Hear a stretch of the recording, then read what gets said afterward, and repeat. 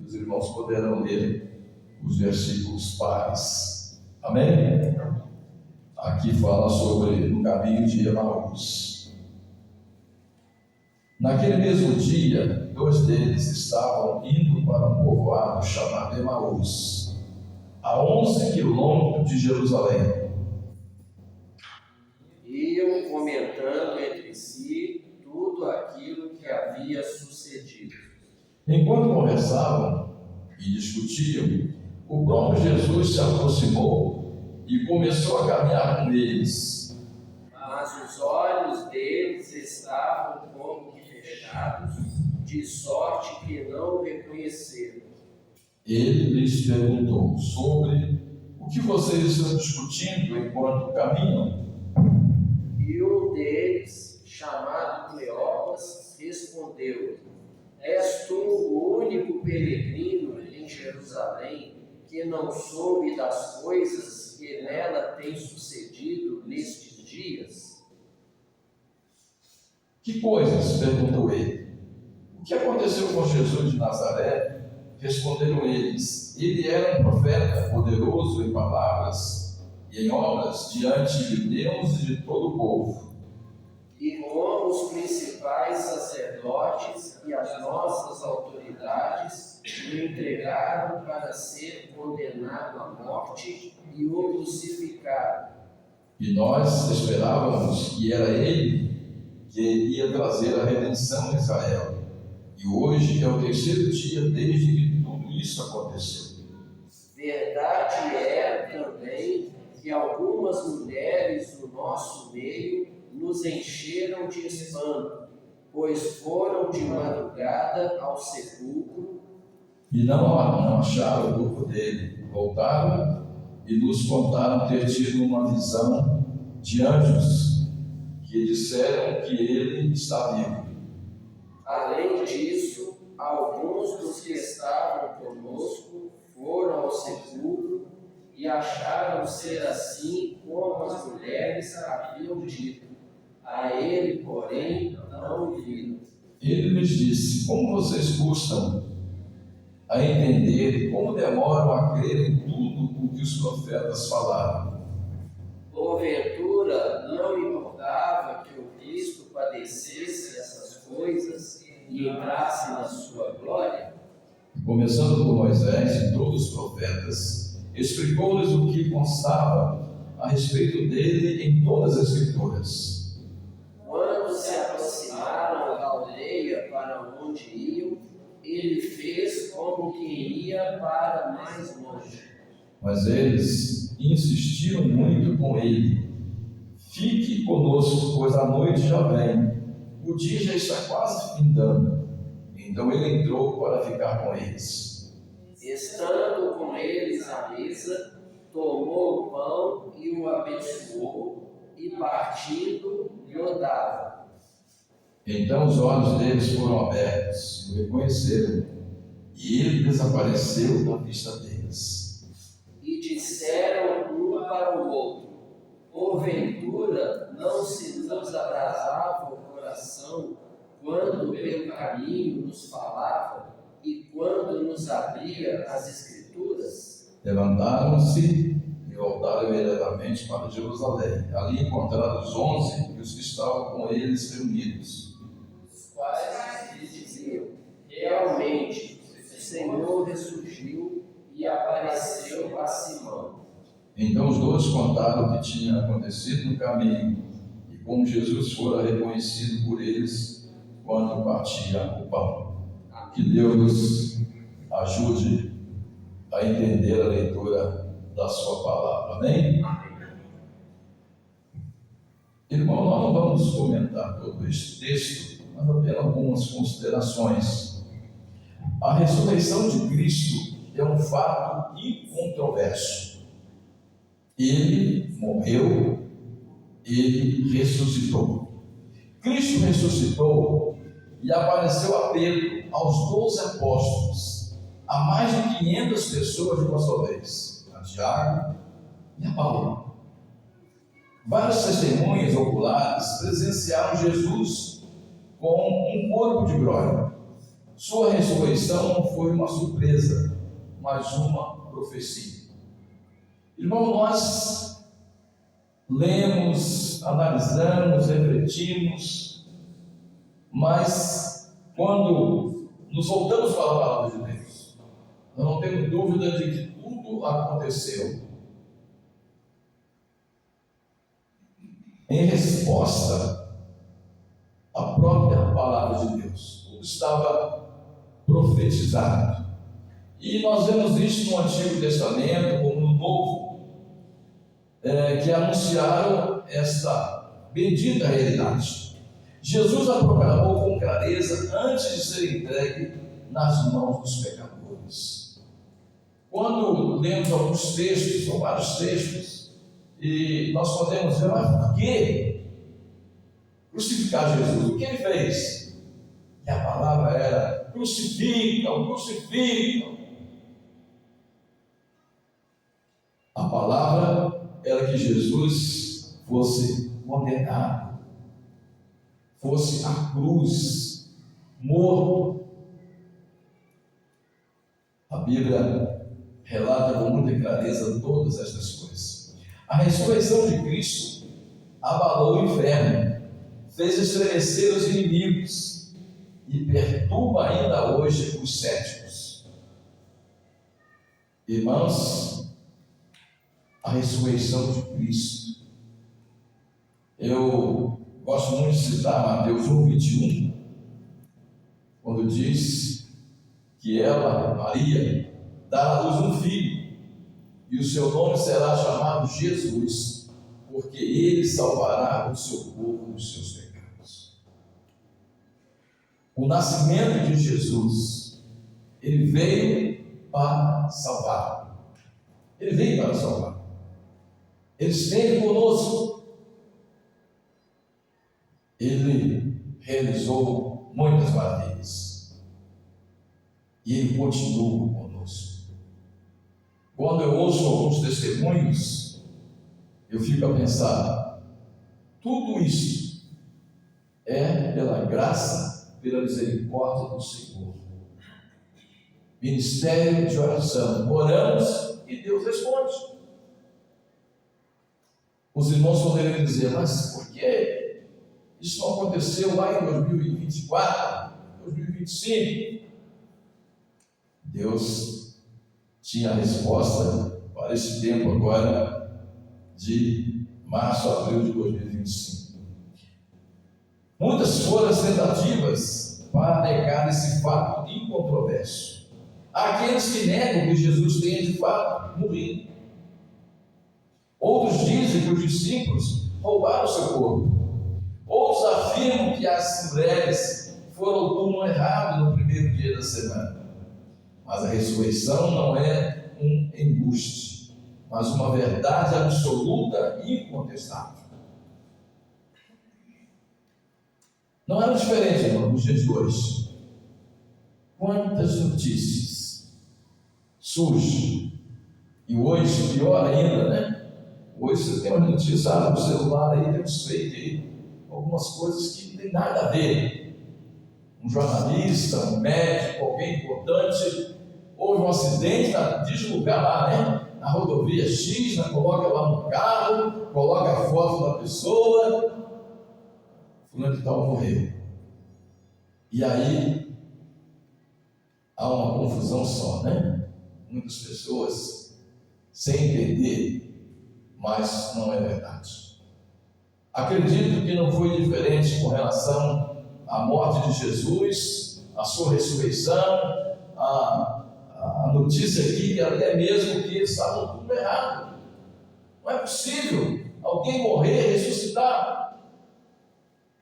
Todas essas coisas aconteceram para cumprir o propósito, a vontade de Deus. Estava profetizado. Se Cristo não ressuscitou, ele seria um lunático e não filho de Deus. Se Cristo não ressuscitou, um engano salvou o mundo. Se Cristo não ressuscitou, os mártires que verteram seu sangue morreram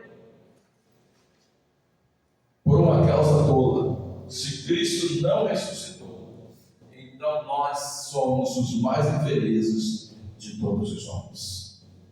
Cristo morreu e ressuscitou e continua vivo entre nós. Continua operando maravilhas. Gosto muito de ouvir os testemunhos daqueles que estão nas Cristolândias sendo alcançados, sendo transformados. Às vezes eu fico a pensar, como alguém que matou, alguém que estava lá no fundo do poço, como que ele pode ter sido regenerado? Pelo sangue do Cordeiro. Jesus transforma. Eu não sei se é entre nós aqui algum irmão ou alguma irmã que tem um histórico de vida, de perdição, de bebida, de droga, e que foi realmente regenerado, mudou. Jesus muda. Jesus transforma. Basta entregar realmente a vida para Ele. A ressurreição de Cristo é uma verdadeira verdade transformadora. A ressurreição de Cristo produziu um profundo impacto na vida dos discípulos. Eles estavam trancados de medo por causa da fúria dos judeus. Mas quando a porta do túmulo foi aberta, eles foram trancados por falta de medo. Então eles se dispuseram a ser presos, açoitados e mortos. Por causa dessa convicção, o poder da ressurreição inundou o coração deles de santa convicção, e eles saíram a pregar no poder do Espírito a mensagem de Cristo ressurreto. Ele ressuscitou. Ele está vivo. A morte na cruz, aquele que nada tinha a pagar, ele foi cravado, o sangue derramado. Jesus Cristo, cumprindo assim as Escrituras Sagradas. A ressurreição de Cristo é uma esperança gloriosa. A ressurreição de Cristo é a garantia da nossa ressurreição. Irmãos, a nossa vida aqui é passageira. Morremos, somos sepultados, e Ele vem nos buscar. Os salvos estaremos eternamente com Jesus. Quantas das vezes nós pensamos e queremos um céu aqui na terra, um paraíso aqui na terra? Irmãos, vai ter paraíso aqui não. Aqui é luta, aqui é dificuldade, aqui são problemas. Eu tenho estado em muitos velórios e sempre eu olho para alguém que não está mais com vida, e quando eu olho para um cristão, eu vejo que ali está um corpo em que está com o Senhor, e ali um semblante de tristeza. Nenhum de nós, servos de Deus, devemos ter medo da morte, mas sim certeza, garantia de que estaremos eternamente com Ele no céu. Ser fiel até a morte e dar-te a coroa da vida. Eu disse hoje lá na igreja Moriá, irmãos, eu pastorei uma igreja, uma congregação, hoje a igreja, e que lá tinha irmãos de 70, 80 anos, e eles estavam lá, nos cultos, às terças-feiras, quintas, aos domingos pela manhã, à noite. Fidelidade, convicção, até o final da sua vida. Aqui em Belo Horizonte tem um pastor, posso citar o nome dele, Jaci Gás. Ele começou a igreja com 65 anos e deixou com 82. E ele construiu um belo templo, deixou mais um terreno comprado. e com quase 100 membros. Começou com 65, com aquela igreja lá no bairro Candelária, Venda Nova. Quantos de nós falando, eu estou cansado, eu não posso? Podemos sim. É fidelidade, é compromisso com o Senhor até a sua volta. E concluindo, essa esperança não é algo vago, mas uma convicção gloriosa. Nosso corpo, surrado pela doença, debilitado pelo peso dos anos, timbrado com fraquezas e deficiências, se revestirá de uma beleza indescritível, de uma perfeição indivisível, de uma glória inefável. A força vem do Senhor. Portanto, os irmãos poderão ler, reler vários textos a respeito da Páscoa, da morte, da ressurreição, as diferenças entre a Páscoa lá no Velho Testamento. Eu estava lendo alguns textos hoje e vi ali que era oferecido o melhor. O melhor era oferecido naquela Páscoa. Estamos oferecendo o melhor para o nosso Deus? Quantas das vezes não? Que Deus nos dê o entendimento da sua palavra. Nós temos diante de nós os elementos da ceia: o pão, o suco de uva, ou o vinho, não importa. São símbolos quando recordamos a morte e a ressurreição, a morte de Cristo, o sangue e o corpo de Jesus. Há um significado, irmãos. A Igreja Batista, essa é uma ordenança de Jesus para a igreja, para os crentes. Sempre tem essa pergunta, e muito em concílio, e também em classe preparatória: quem deve participar da ceia? Os crentes, batizados, convictos. E aí, você pode dizer: mas pastor, eu estou em pecado. Estou em pecado. E eu fui pastor em várias igrejas, eu vejo irmão lá que durante muito tempo não participa. Eu fico preocupado: mas será que este irmão não consegue receber o perdão do Senhor, a regeneração, a transformação? O cristão, o servo de Deus, ele tem o privilégio de colocar-se diante de Deus. Sonda, meu Deus, conhece o meu coração, conhece a minha alma, me conhece, vê se há em mim algum caminho mau, algum caminho perverso, e guia pelo caminho aberto. É com este espírito que eu quero e queremos juntos celebrar a ceia do Senhor. Examine-se, pois, o homem a si mesmo, o cristão, e assim coma deste pão e beba deste cálice. É você e Deus. Você e Deus.